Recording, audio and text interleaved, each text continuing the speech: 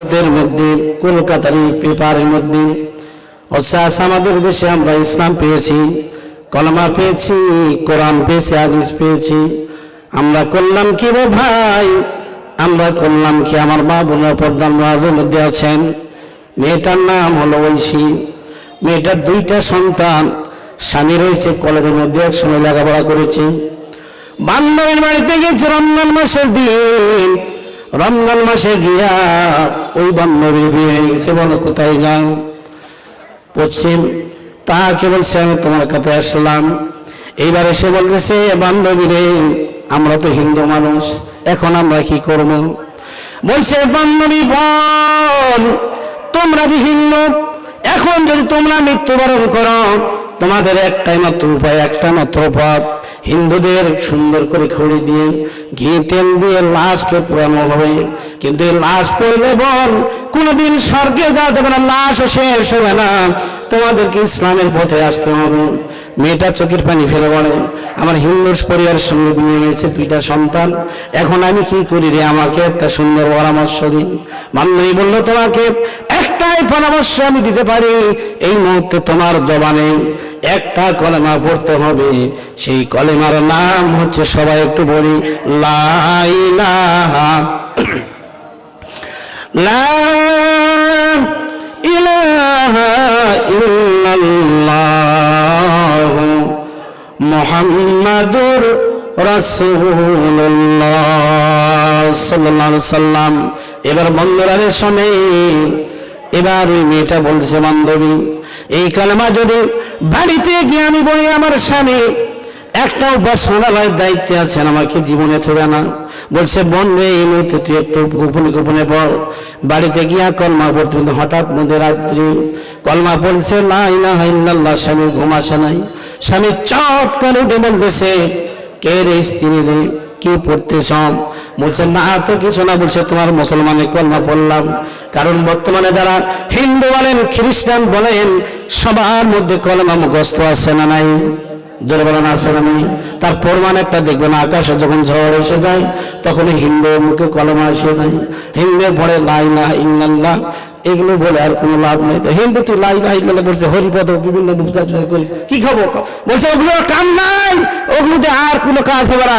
এখন একটাই কলেমা, একটাই কথা, সেটা হচ্ছে লা ইলাহা ইল্লাল্লাহ মুহাম্মাদুর রাসূলুল্লাহ। এইটা পড়তে হবে। হিন্দুরা কলমা জানে। স্ত্রীকে ডাক দিয়ে বলছে বলো, গভীর রাতে খুব ধমক দিতে, এক পর্যায়ের মধ্যে মেয়ে মানুষের মন নরম, স্বীকার করে ফেলেছে স্বামী রে, আমার বান্ধবীর বাড়িতে গিয়েছিলাম, কলেজে একসঙ্গে লেখাপড়া করেছি, আমাদের এই পড়ার নাই কোনো দাম নেই, আমাদের এগুলোর নাকি কোনো মূল্য নাই, এখন আমাদের কলমা পড়তে হবে, এই জন্য মেহেরবানি করে আমায় কিছু বলবেন না। আমি চুপি চুপি গোপনে গোপনে কলমা পড়েছি। জোরে বলি সুবহানাল্লাহ। বলছে তোমার নাম কি? বান্ধবী রেখেছেন আমার ওইখান থেকে, ঐশী থেকে আমার নাম লিখেছেন ফাতেমাতুন নূর, এই নামটা আমার লিখেছেন। বলছে এখন তোর শাস্তি আমার হাত থেকে তোর কেউ বাঁচাতে পারবে না। গভীর রাত, লম্বা একটা চাবুক দ্বারা স্ত্রীকে যখন লাগিয়েছে, চাবুকের পর আঘাতের পর আঘাত, এরপর মেয়েটা কান্নাকারি করে আর বলে স্বামী গো, মেহেরবানি করে এত কষ্ট আমাকে দিবেন না, অন্য ঘরে সন্তানরা রয়েছে, তারাও বুঝতে পারেনি। এবার বলছে স্বামী গো, কলেমা পড়েছি, তোমার যদি মন না চাই তোমার বাড়ি থেকে আমাকে বিদায় দিয়ে দাও, যেদিকে মন চলে যায়, চোখ চলে যায়, সেদিকে যাব, কিন্তু তারপর আমাকে মারিয়েন না। এইবার স্বামী বলতেছে হিন্দুদের বিয়ে হয় একবার, আমি তোমাকে তোমার বাবার বাড়ির কাছে বাড়িতে যাওয়ার জন্য দেই নাই, বিয়ে করি নাই, তোমাকে শেষ করে দেব, তারপর তোমাকে বাড়ি থেকে বের করিয়ে দিব, কেন কলমা পড়তেছ? এবার পর্দার মা বোনের ভাইরা আমার বসে আছেন সামনে, দ্বারা শোনেন, ইমানের জন্য, কলেমার জন্য কি কষ্ট করলেন, আর আমরা কি করতেছি? আমাদের একটা সামান্য ইমান, আমরা কিন্তু একটু শক্তর কাছে ভক্তি হয়ে যাই। অনেক মেয়েরা, অনেক মা বোনেরা কলেমা পড়িয়ে বোরকা পরিধান করে, কিন্তু তাদের নামাজও নাই, সঠিক পর্দাও নেই, সঠিক চলাফেরা নেই। তারা জানে না ইমানটা কি, কলেমাটা কি, কিভাবে পাইলাম। এইবার এই কথাটা একটু মনোযোগ সহকারে শোনেন, তারপরে আমরা একজন মহিলা সাহাবীর কথা বললাম, তিনি কিভাবে ইসলাম গ্রহণ করেছিলেন, কত কষ্ট করিয়েছিলেন। বন্ধু আমার, এবার মেয়েটা রাত্রি পার হয়ে গেল, সকালবেলা স্বামী বলছে, ঠিক আছে আজকের জন্য তোমার মাপ, তোমাকে 2 দিন মাত্র টাইম দিলাম, এই কলেমা ত্যাগ করো আর আমাকে ঘোষণা দিয়ে দাও, তোমার জন্য বাঁচন, এছাড়া বাঁচন নাই। মেয়েটা চট করে দৌড়ে কিছুক্ষণ পরে বান্ধবীর বাড়িতে চলে গিয়েছে। গিয়ে মানে বান্ধবীরা, স্বামী অত্যাচার, আমাকে শেষ করে দেবে, কি করব? বান্ধবী বললেন, তোমাকে তো মরতে হবে, পুড়িয়ে দিবে, কালেমা নিয়ে যদি মরতে পারো তোমার জীবন ধন্য, আল্লাহ জান্নাত দিয়ে দিবে। সুবহানাল্লাহ বলেন। এবার মেয়েটা সুন্দর করে বাড়িতে এসে শুয়ে আছেন। 2 দিন পর তার সন্তান হঠাৎ করে জানতে পেরেছে, বলছে, মা, পৃথিবীর সব চাইতে আমি তোমাদেরকে ভালোবাসি। মা বলছে, সন্তান তোমাদেরকে ভালোবাসি। মা, সিদ্ধান্ত নিয়েছি, আমার বাবা তোমাকে দুনিয়ার মধ্যে রাখবে না, দুনিয়া থেকে শেষ করে দিবে, তুমি চলে যাও রে মা। আমরা যে জীবনে একবার বেঁচে থাকি, তুমি যদি বেঁচে থাকো কোনোদিন না কোনোদিন দেখা হবে। মা বলছে, সন্তানরা রে, এই মহাব্বত, এই ভালোবাসা কি করে তোমাদের আমি ছাড়তে পারি? দুনিয়ার সবকিছু ছাড়তে পারতেছি, কিন্তু 2টা আমার সামনে। একটা হচ্ছে তোমরা সন্তানদের মুখ এত ভালোবাসা, আর একটা হচ্ছে আল্লাহর কালিমা কুন্ডা করবো।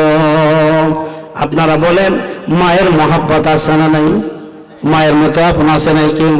কত মানুষ দেখছি ভাই দুনিয়ায়,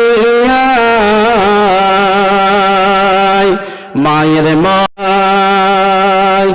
মায়ের মতো আপন কেহ নাই নাই। সন্তান যদি বিদেশে একাই নিলেন ভাগিয়া, কত মানুষ দেখছি ভাই, বলেন কত বলেন না, একটু জবান খুলে বলেন, কত মানুষ দেখছি ভাই দুনিয়ায়, মায়ের মতো আপন কেহ নাই রে নাই। বলেন লিল্লাহে তাকবীর, আর বলেন লিল্লাহে তাকবীর। আমার বন্ধুরা, এবার ওই মেয়েটা কি করলেন? সন্তানদের কথা শুনে চলে গেলেন বাড়ি থেকে, বহু দূরে চলে গেলেন। সন্তান কান্নাকাটি, মা কান্নাকাটি। কিছুক্ষণ পর পিতা এসে বলে, তোমাদের মাতাকে আজ রাতে আমি শেষ করে দিব, দুনিয়ার মধ্যে রাখবো না। সন্তানরা বলে, বাবা, মা তো নেই, মা কেন কোথায় চলে গিয়েছে? কিন্তু মা বহু দূর চলে গেছে। এক পর্যায়ের মধ্যে মায়ের ভিসা ছিল, মা চলে গিয়েছেন বাহরাইনের মধ্যে, ভারত ছেড়ে তিনি চলে গিয়েছেন। বাহরাইনে গিয়ে আবার করুণ কাহিনী, মেয়েটার সে বন্দি জীবনের মধ্যে এক জায়গার মধ্যে লেগেছে। বাহরাইনের ভাষাও বোঝে না, ভারতের ভাষাও বোঝে না। মেয়েটি ছিল হিন্দি ভাষা। কি বলে রে, কে মেয়ে, তুমি কোথায় বাড়ি? বলছে, আমার বাড়ি ভারত, আমি ওইখান থেকে চলে এসেছি। ইসলাম গ্রহণ করার অপরাধে আমার স্বামীর কল্লা কাটে দিবে, ফাঁসি দিয়ে দিবে, এই জন্য আমি চলে আসলাম, আমাকে বাঁচান। বাহরাইনে মেয়েটার আবার দ্বিতীয় বিয়ে হয়ে গেল, ওইখানে 2টা সন্তান হয়ে গেল। এই মেয়েটি চোখের পানি ফেলে ফেলে ঠস ঠস করে কান্নে আর বলে, আল্লাহ, 2টা সন্তান, যে সন্তান 2টা আমাকে সে আপন বাড়ি থেকে আমাকে বের করে দিয়ে দিল, সেই সালামতে দিয়ে গেল, না জানি আল্লাহ সন্তানগুলো কেমন আছে। কারণ মা বাবা যদি সেই 80 বছর বয়স হয়, সন্তানের বয়স যদি তার কাছে 60 বছর হয়, তারপরে সন্তানকে 3 দিনের কোলের বাসার মতো মনে হয়। মাটা বারবার কান্নে আর ডাক দিয়ে বলে, আল্লাহ আমার সন্তানকে আমি দেখো হঠাৎ একদিন স্বপ্নে মেয়েটা দেখে সন্তান দুটি বলছেন, মা আমরাও সিদ্ধান্ত নিয়েছি এই ধর্মে আর থাকবো না রে, আমরাও মুসলমান হয়ে যাব। কারণ সব কিছু চিন্তা ভাবনা করে দেখলাম হিন্দু ধর্ম ভুয়া ধর্ম, একমাত্র আল্লাহ তাআলা বলেছেন ওয়ালা তামুতুন্না ইল্লা ওয়া আনতুম মুসলিমুন। মুসলমান হয়ে মৃত্যুবরণ করতে হবে ঘোষণা কার? আরো বলেন কার? কিন্তু আজকাল আমাদের মা বোনরা দেখেন কত কষ্ট করতেছে। আর ওইরকম বহুত রয়েছে ভারতের উপমহাদেশের ঘটনা, তাদের থেকে অনেক দূরে। মেয়েদের পর্দা নেই, মেয়েদের নামাজ নেই, স্বামীকে ভালোবাসা নেই, স্বামীকে শ্রদ্ধা সম্মান নেই, স্বামীকে অনেকে তুই মুই বলে গালি দেয়, তুই করে ডাকে। এরকম স্বামী স্ত্রী আছে না নাই? যার বলেন আছে না নাই? অনেক স্ত্রী আছে স্বামীকে হারাম দাদাও বলে। তো স্বামী যদি হারাম দাদা, ওই মুমিন, তোর বিয়ে আছে কি? আছে? আল্লাহ তাআলা বলেন ওয়ালা তানকিহুল মুশরিকাতি হাত্তা ইউমিনু। আল্লাহু আকবার। সূরা বাকারা 2 নম্বর পারা শেষের দিকে আল্লাহ তাআলা বলেন, একজন যদি মুশরিক হয়, কাফের হয়, আর এক যদি ঈমানদার হয়, উভয়ের মধ্যে বিয়ে সম্পাদন হবে না। এখন স্ত্রী যদি স্বামীকে বলে হারামজাদা, তাহলে ওই স্বামী সত্যিকার স্ত্রীর জন্য কতটুকু তার বৈধ হয়ে গেল, গালিটা কত দূর গেল? মা বোনরা এইটা খেয়াল করতে হবে, কথাটার ওজন কত দূর। ভাইরে আজকাল ওয়াজ বাড়ি বাড়ি ঢুকে গিয়েছে, প্রত্যেকটা মানুষের পকেটে পকেটে মোবাইলে ওয়াজ ঢুকে গিয়েছে, বাড়ি বাড়ি গ্রামে গ্রামে ওয়াজ জানার কারো কিছু বাকি নাই। কিন্তু আমাদের শুধু একমাত্র আমল বাকি। সবাই ওয়াজ জানে, সবাই শুনতেছে, কম বেশি কেউ মানতেছে, কিন্তু আমল নাই। যার কারণে আজ আমাদের সমাজের মধ্যে শান্তি নাই, শান্তি নাই। ভাবরে নিরালাই শান্তি কেন নাই রে দুনিয়ায়? জোরে বলেন ঠিক কিনা? কেন শান্তি নাই? কোরআন আমাদের প্রেসক্রিপশন নাই, কোরআনের আমাদের কথাই নাই, নামাজের কথা নেই। একজন পরিবারের প্রধান, সে সবকিছু সন্তানদেরকে, এমনকি তার স্ত্রী পুত্রকে সবাইকে এক পর্যায়ের মধ্যে তাদেরকে সবকিছু বলতেছে, কিন্তু ফজর যখন হয়ে যায় তখন ভুল করেও সন্তানকে নামাজের কথা বলতেছে না। তার মানে পরিবারের কাছে এই ব্যক্তিরা অসহায় হয়ে গেছে। নামাজের কথা বললে ঘুম ভেঙে যাবে, বকানি দিবে, কি হয়েছে তোমার কাজ তুমি করো। এইরকম যদি আপনি একজন পরিবার প্রধান হয়ে যদি এই কাজটা না করতে পারেন, আল্লাহ রাসূল বললেন কুল্লুকুম রাইন ওয়া কুল্লুকুম মাসউলুন। তোমাকে ওই সরকারকে ধরতে হবে না, তারেক জিয়াকে ধরতে হবে না, খালেদা জিয়াকে ধরতে হবে না। তুমি হইল ওই প্রধান, ওই পরিবারের প্রধান, ওই পরিবারের প্রধানমন্ত্রী, প্রধান উপদেষ্টা তুমি, প্রধান সেনাপতি তুমি। ওয়াকারুজ্জামানের দায়িত্ব তোমার। ওয়াকারুজ্জামান দায়িত্ব নিয়েছে রাজধানী ঢাকার, আর তোমার দায়িত্ব হয়ে গেছে ওই বাড়ি। তুমি ওয়াকারুজ্জামান, তোমার কি? এক বাঘ ছোট বাঘ, ওই ছোট বাচ্চা থাকে, ওই গরুর পালের মধ্যে ঢুকে গেছে। তো এক সময় যখন অন্য বাঘরা আসে, তখন এই গরুর পাল দৌড়ে পালে চলে যায়। তো ওর সঙ্গে ওই যে বাঘটা ছিল, ওই 2-1 বছর যাওয়ার পর বাঘও গরুর সমান হয়ে গেছে, বড় হয়ে গেছে। তো ওই বাঘ দিকে গরু দৌড়ায়, এই বাঘটাও দৌড়ায় গরুর সঙ্গে সঙ্গে, গরুও দৌড়ায়। তো একদিন বাঘ ডেকে, এদিকে আসো, তোমার সাথে আমার কথা আছে। তুমি কি? বলছে আমি বাঘ। তো তুমি আর ভিতর কেউ? বলছে আমার মাও নেই, বাবাও নেই, ছোটবেলা আমি এইখানে গরুর দুধ খেয়ে লালন পালন হয়েছে, এখন বড় হয়েছে গরুর সমান। বলছে তুমি দৌড়াচ্ছ আমার ভয়ে কেন? বলছে তুমি যে বাঘ আমায় খেয়ে পাগো, আমিও যা তুমিও তা, তোমার শক্তি যা আমারও তাই। তুমি যদি কাল থাকে এই গরুগুলোকে ধাবো, সব তোমার ভয় বলে চলে যাও, তুমি আমার ভয়, তোমাকে তো ধরতে হবে, তোমার ধরে খাওয়া হবে না। আবার বাঘ এদিক ওদিক তাকিয়ে দিত, ঠিকই তো রে, আমার তো ভুল ধরিয়ে দিল। ঠিক তদ্রুপ আপনি কাকে ভয় করতেছেন? পরিবারের আপন সন্তান, আপন স্ত্রী, প্রত্যেককে আপনি নিজে মিস্টার ওয়াকারুজ্জামানের মতো, ডক্টর ইউনূসের মতো শাসন করবেন, দেখবেন যে ওয়াকারুজ্জামান আপনার পরিবারের জন্য আপনি ডক্টর ইউনূস ধরবেন, ঠিক কিনা? ধরবেন, ঠিক কিনা? কাকে? আপনার সন্তান সন্ততিকে পুলিশ এসে নামাজ ধরাবে, থানা ধরবে?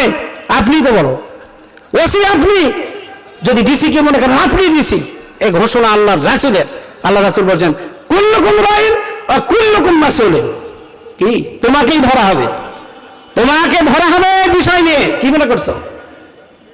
হ্যাঁ, তোমার 3 ছেলে, এক ছেলে দেবো ওইদিকে, আরেক ছেলে ওইদিকে, আরেক ছেলে বলেছে যে আমি ইসলাম চাই না, বাবা দিতেছে বলে লিল্লাহি তাকবীর, আল্লাহ তাকবীর বাদ দাও, তোমাকে তাকবীর দিবে বাবা, তাকবীর দিলাম, কি হলো? তাকবীর দিলে এটা রাজাকার মৌলবাদী মনে হয়। কোরআনে আল্লাহ তাআলা বলেননি ফাকাব্বির ওয়াসাব্বিহ বিহামদি রাব্বিক? আছে না নাই? জোরে আছে না নাই? আল্লাহ তাআলা বলে কাব্বির, তুমি তাকবীর পড়ো। আমরা যখন নামাজে দাঁড়াই, আরো জোরে বলেন। তারপর সামিয়াল, এই যে যখন রুকুতে যাই তখন কি বলি? তা আল্লাহু আকবার মানে কি? তাকবীর। আল্লাহু আকবার মানে কি? তাকবীর। সুতরাং আজকে এই তাকবীর যারা বলে, এর বিরুদ্ধে যারা বলে যে তাকবীর দিলে একে মৌলবাদ রাজাকার মনে হয়, এই মনে করে রাখবেন এই লোকগুলো আল্লাহর কসম জানাজা পড়া হারাম। কারণ আপনি যখন জানাজাত যাবেন, জানাজাত তাকবীর কয়টা? কথা বলেন না কারণ আপনারা কয়টা? 4টা আছে না? আমি দাঁড়ালাম এই ইমামের পিছনে, ইমাম বলল আল্লাহু আকবার, এটা কি? তাকবীর। জোরে বলেন নাকি? সুবহানাকাল্লাহুম্মা ওয়া বিহামদিকা ওয়া তাবারাকা ইসমুকা ওয়া তাআলা জাদ্দুকা ওয়া জাল্লা সানাউকা ওয়া লা ইলাহা গায়রুক, আল্লাহু আকবার, এটা কি?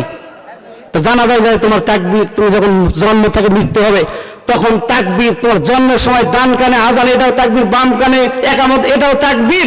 আর তুমি যখন আল্লাহর তাকবীর, নামাজ থেকে বাইরে হও, যখন আল্লাহু আকবার, তখন এই কথা যদি তোমাকে কেউ বলে যে এই হলো রাজাকার মৌলবাদ, ওকে কি মেনে নেওয়া যায়?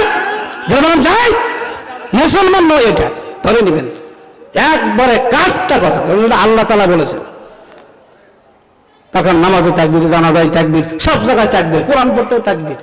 আর তাকবীর যদি পছন্দ না করে, তোমার তাকবীর সহ্য হয় না, তুমি কে? হে, সালাম দাও নিষেধ, হারাম ওকে সালাম দাও, যে বলবে তাকবীর দাও। এই জন্য সবাই একটু জোরে তাকবীর আপনারা চান তো? বলেন লিল্লাহি তাকবীর। না, আওয়াজটা আমার পছন্দ মতো হলো না। এতগুলো কথা বললাম, আর আপনারা যদি এই রুশার মধ্যে করেন, আর একটু জোরে বলেন লিল্লাহি তাকবীর। মাশাআল্লাহ, এবার মাঝামাঝি হয়েছে আর কি, আরেকটু দেখি, আরেকটু বললাম আছে নাকি? লিল্লাহি তাকবীর। বাস, মাশাআল্লাহ। এবার শেষবার আর বিরক্ত করবো না, একবার এইরকম ভাবে 2 হাতটা দিবেন যাতে করে আমাদের ঘুমের আলিশটা যায়। লিল্লাহি তাকবীর। মাশাআল্লাহ, তেজ আছে ইনশাআল্লাহ, অসুবিধা নাই। এই কটা লোক দিয়ে এখানে ঠান্ডা হয়ে যাবে এলাকা। তাহলে ইসলাম কায়েম হতে কত লোক লাগে? তাই বেশি লাগে? বেশি লাগে না। একজন লোক তাকবীর দিয়েছে। কি হলো? একজন লোক তাকবীর দিয়েছে। কোথায়? হুনাইনের যুদ্ধে। হুনাইনের যুদ্ধে গিয়ে একটা গোত্রের মধ্যে আপনার কাফেরের 600 বাহিনী, 600, আর ওখানে মুসাব ইবনে হাফি আর সাদ ইবনে আবি ওয়াহাব, এই 2জন সাহাবী, মুসাব ইবনে হাফি 600 কাফেরের মধ্যে গিয়ে বলেছে লিল্লাহি তাকবীর, আল্লাহু আকবার। যেই বলেছে 600 কাফের সব এই দিকের মুখ ঘুরিয়ে নিজ গুহার মধ্যে ঢুকে গিয়ে সব এইভাবে হাঁপাচ্ছে আর বলছে আল্লাহর কসম, মনে হয় এমন একটা তাকবীর আসলো আসমান জমিন থেকে, আমরা যদি পালে না আসতাম সবগুলো একবারে শেষ করে দিত। বলি সুবহানাল্লাহ। তাকবীর দাম আসে না নাই? জলবানা আসে না নাই? আরে তাকবীর নিয়ে তো মুসলমানের বাচ্চা হয়ে বিরোধিতা করো মানে কোন মুসলমান? বুঝতে পারছেন তো? এবার দায়ী রাখলে হবে না, নাম আব্দুল জব্বার কলিমুদ্দিন সলিমুদ্দিন রাখলে হবে না। এবার আসুন আল্লাহ রাসূলের সাহাবী হযরত আনাস ইবনে মালিক, যিনি সবচেয়ে ছোট সাহাবী ছিলেন।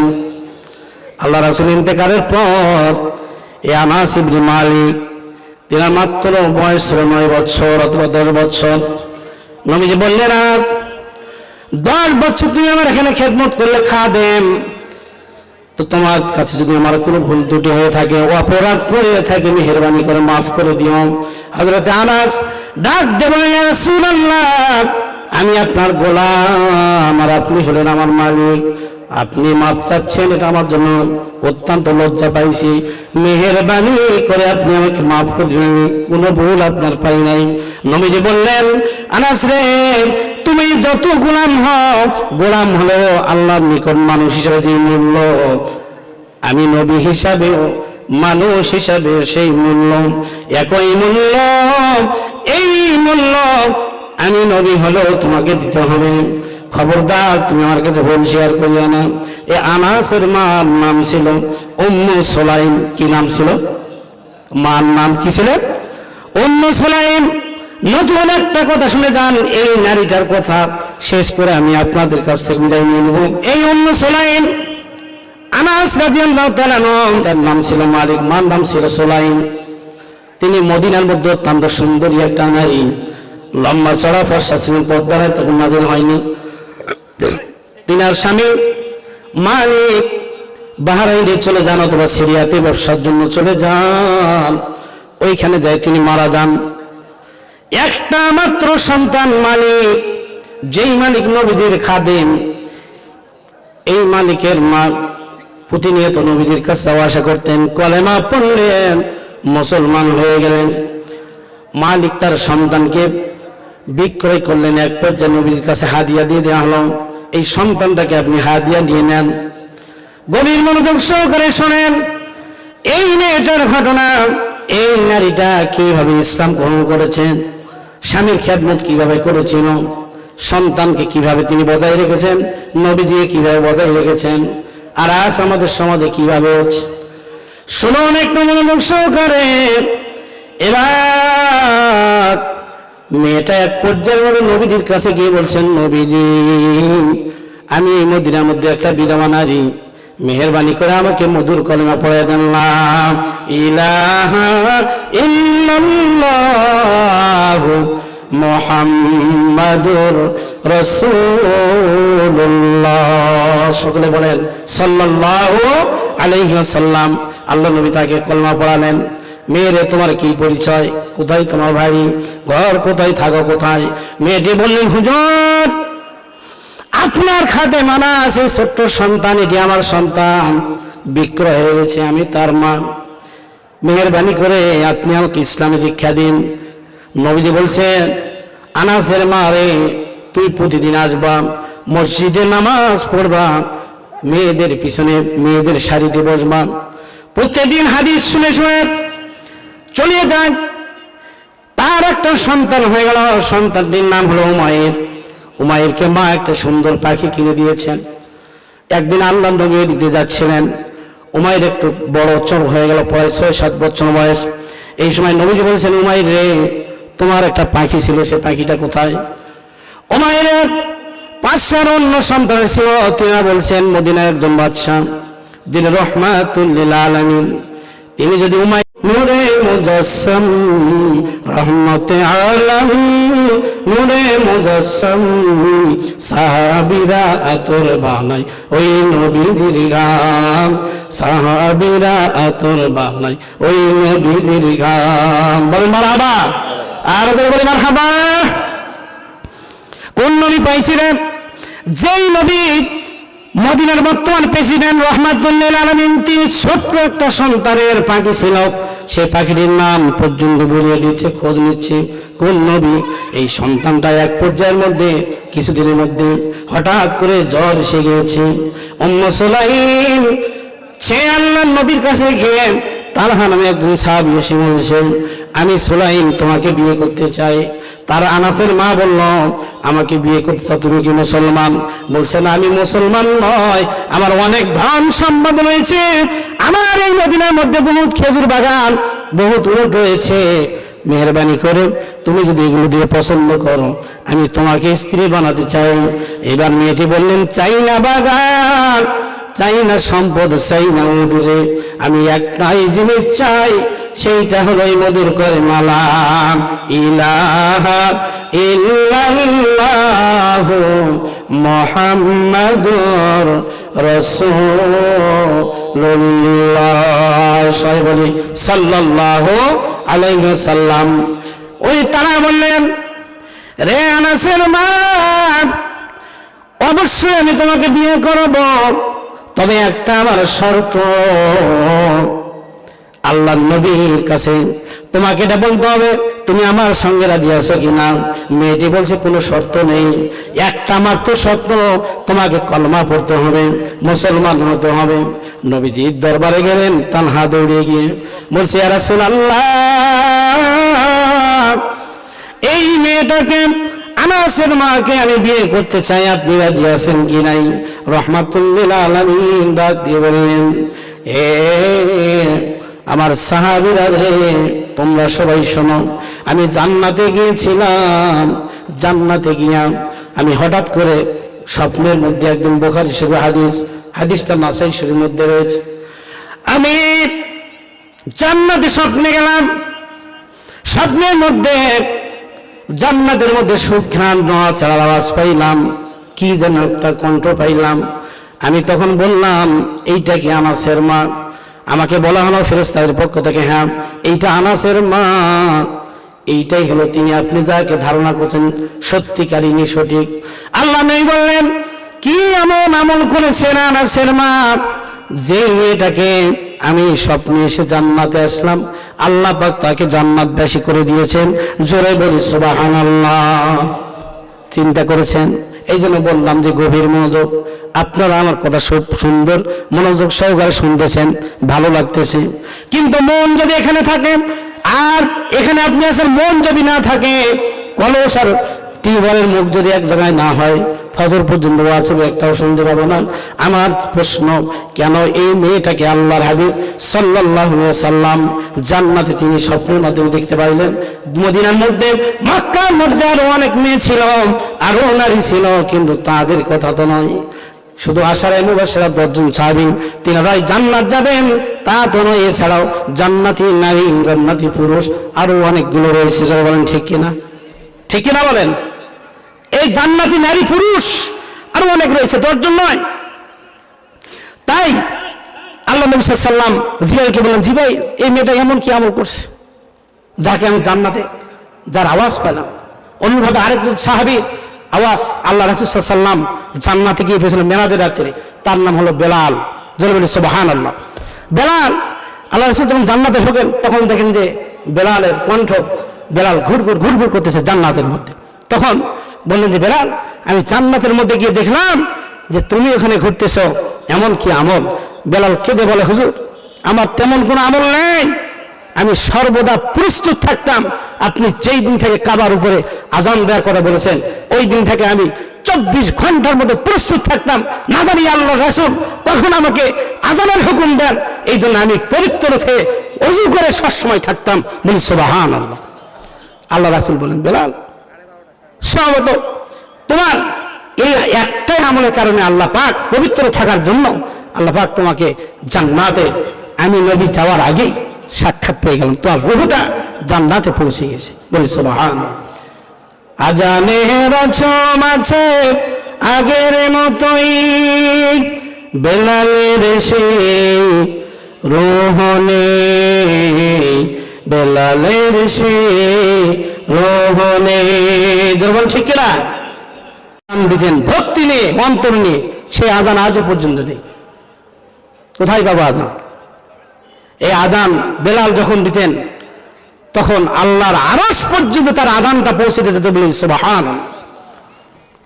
কি মহব্বত, কি ভালোবাসা! কিয়ামতের দিন সব মুয়াজ্জিনদের লিডার হবেন বেলাল, সামনে থাকবেন বেলাল, আর যতগুলি মুয়াজ্জিন আছে সব মুয়াজ্জিন গুলো তার পিছনে পিছনে আল্লাহ জান্নাত দিয়ে দিবেন। কিয়ামতে সবার উপরে থাকবেন মুয়াজ্জিনের ঘাড় গুলো, এর উপরে কেউ থাকবেন। এর কারণ মুয়াজ্জিনরা দিনে 5 বার আল্লাহকে ডেকেছেন, আল্লাহু আকবার, আল্লাহু আকবার।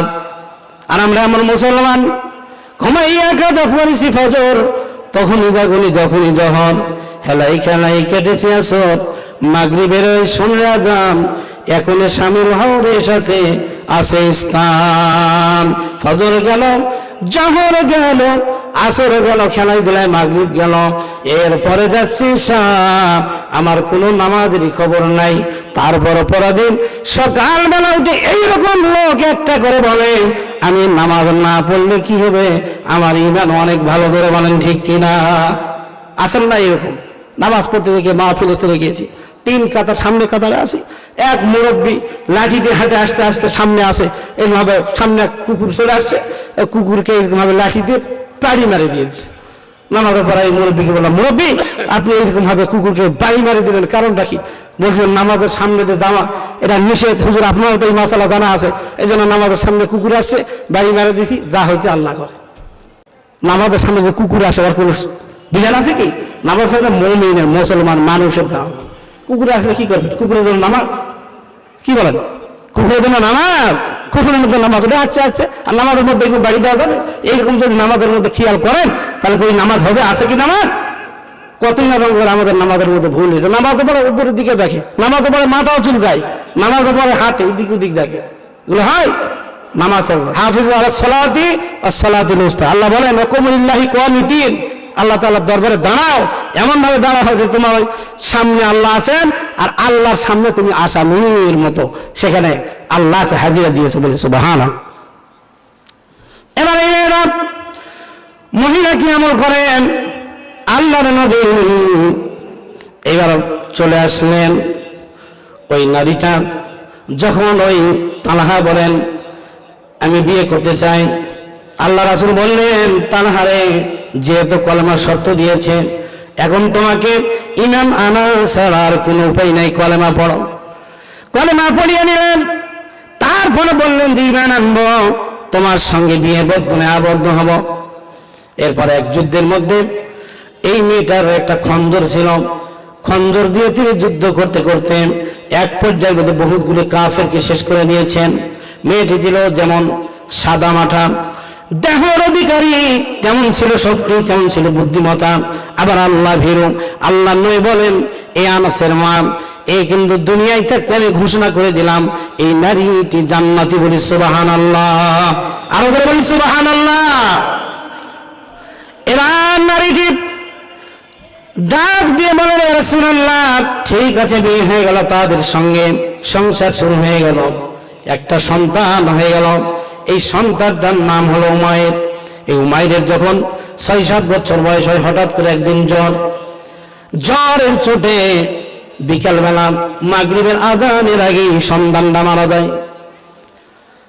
500 মেয়েরা ছিল, সবাইকে ডাক দিয়ে বলেন আমার স্বামী গভীর রাত না হলে আমার বাড়িতে ফেরে না, তোমাদের কাছে অনুরোধ আমার স্বামীকে মৃত্যুর খবরটা তোমরা কেউ দিবা না, মৃত্যুর খবরটা আমি নিজেই দিতে চাই। সবাই তার কথাটা রাখলেন। গভীর রাত হয়ে গেল, আল্লাহ রাসূলের দরবার থেকে তার স্বামী চলে আসলেন। সন্তানকে এত ভালোবাসে, খোঁজ করলেন উমাইরের মারে, উমাইর কই আছে? মদিনায়। মনে বড় আশা ছিল আমি যাব মদিনায়। মারহাবা বলেন, আরো বলে বলেন মারহাবা। মনে বড় আশা ছিল আমি যাব মদিনায়। নবীদের মতো মহব্বত, প্রেম, ভালোবাসার মতো পৃথিবীতে আর কেউ নাই। আল্লাহ বলেন তোমাদেরকে আমি রহমাতুল লিল আলামিন দিয়ে দিলাম। এই জন্য কত কবি না নবীর শানে কত কাছে বলেছেন, নূর নবী বানাইলেন আল্লাহ প্রেমের কারণে, প্রেমের ডোরে। নবীজি আমার ডাক দিয়ে বলেন এ আনাসের মা উম্মু সুলাইম, আল্লাহ পাক তোমাকে যেই জ্ঞান দিয়েছেন, যেই ধৈর্য দিয়েছেন, আমি নবী নিজে ঘোষণা করিয়ে দিলাম। আজ ফজরের পর আর থামতে পারলাম না, ফজরের নামাজের পরে বলতেছে মদিনার মেয়েরা রে, মদিনার পুরুষরা রে, তোমরা সবাই শোনো, এই মুহূর্তে যদি জান্নাতি স্ত্রী একজন দেখতে চাও, এই উমাইরের মার দিকে তাকাও। আমি নবীজি নিজে তাদের ঘরে এইবার যাইব। ফজরের নামাজের পরে আল্লাহর নবী তাদের ঘরে গেলেন, গিয়া বলতেছে আল্লাহ তোমার এই নেককার নারী যে স্বামীকে সন্তুষ্ট করে রেখেছে, এত কষ্ট পাহাড় সহ পরিমাণ ব্যথা, সন্তান হারা ব্যথা বুকের মধ্যে চাপ দিয়ে যে স্বামীকে সন্তান দিতে পারে, স্বামীকে যে কষ্ট না দিয়ে হাসি খুশি রাখতে পারে, যদি সঙ্গে সঙ্গে বলতাম স্বামী অনেক ব্যথা পেয়ে যেতাম, আল্লাহ তোমার জন্য এই নারীর রহমত করো, তোমার কাছে সুবর্দ করে দিলাম, এই ঘরের মধ্যে এই পরিবারের মধ্যে আল্লাহ তুমি রহমত ঢেলে দাও। সুবহানাল্লাহ, আরো বলে সুবহানাল্লাহ। পরে তাদেরকে 5 অথবা 7 জন সন্তান আল্লাহ পাক ওই ঘরে দিয়েছেন, প্রত্যেকটা কোরআনের হাফেজ এবং আলেম হয়ে গেছে। বলি সুবহানাল্লাহ, বলি সুবহানাল্লাহ। আজ আমাদের ঘরে রহমত নেই, আজ আমাদের ঘরে এগুলো নাই। ঘরে ঘরে ইউটিউব, ফেসবুক, মোবাইলে ঢুকে গেছে। স্বামী বাইরে থেকে কাজে কর্মে রাত 9টা 10টার দিকে ঢুকতেছে, স্ত্রী ঢুকতেছে, এই ফেসবুক ওই ইউটিউব, দুইজন দুই দিকে ব্যস্ত, মাঝখানে তাদের কোনো আলাপ আলোচনা নেই। পরিবারের মধ্যে অশান্তি, স্বামী স্ত্রীর মধ্যে মিল মহব্বত নাই। করে বলেন ঠিক কিনা? ঠিক কিনা? আগে আগের জামানার যে নারীরা ছিল, স্বামী স্ত্রী ছিল, আমরা আরো ছোট ছিলাম, কত সুন্দর তাদের একটা মিল মহব্বত। ডাক ছিল, ফারজানার বাবা, ফারজানা বাপ, এসো ভাত খাও। কই এগুলো? কই আব্দুল বারিকের বাপ, উল্টো ফজরের আজান পড়ে গেছে, কই এগুলো? এখন যাই স্বামীকে এখন অনেক অনেক, সকলেই না, সকলকে যদি পাইকারি হারে বলি তাহলে এটা আমারই ভুল হয়ে যাবে। অনেক এখন ব্যারাম ধরে গেছে যে স্বামীকে চাকরের মতো ব্যবহার করতেছে। আল্লাহ রাসূল বলেছেন এমন একটা সময় চলে আসবে কিয়ামতের আগে, যে সময় তাদের স্ত্রীরা স্বামীকে কেয়ারই করবে না, চাকরের মতো ব্যবহার করবে। তখন বুঝে দিবেন যে তোমাদের তওবার দরজা বন্ধ হয়ে আসতেছে, আর তোমাদের ঘর থেকে আল্লাহ পাকের রহমত উঠিয়ে চলে যাবে। তো রহমত অনেক উঠিয়ে চলে যাবে, ঘরের মধ্যে অনেক অর্থ সম্পদ আয় আসবে, স্বামী স্ত্রীর মধ্যে মিল মহব্বত নাই, ভালোবাসা নেই, এইটাই রহমত। ঘরের মধ্যে অনেক আসবাবপত্র আছে, ভালোবাসা নেই, অসুস্থ। এরপরে সন্তান সন্ততি হয়েছে কিন্তু মিল নাই, সন্তান পিতা মাতাকে আদর দেয় না, সম্মান দেয় না, যা খুশি তাই বলে। এগুলোই তো আল্লাহর রহমত। আল্লাহর রহমত কাকে বলে? সুতরাং বড়দেরকে মান দিবে, সম্মান দিবে, বড়রা ছোটদেরকে স্নেহ করবে।